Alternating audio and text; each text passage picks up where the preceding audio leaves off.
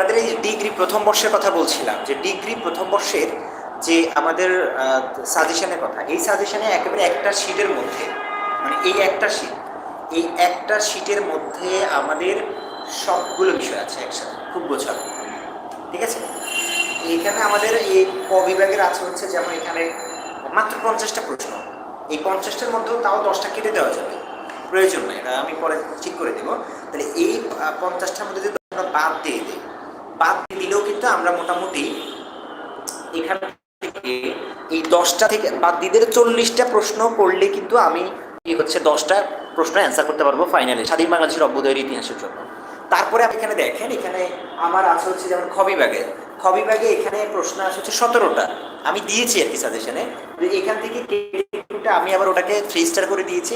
এখান থেকে মোটামুটি 10 থেকে 11টা যদি আমি পড়ি, আমি কিন্তু 5টা অ্যান্সার করার মতো গুণ পাবো 100%। 100% আমি একটা কমন পাচ্ছি। আবার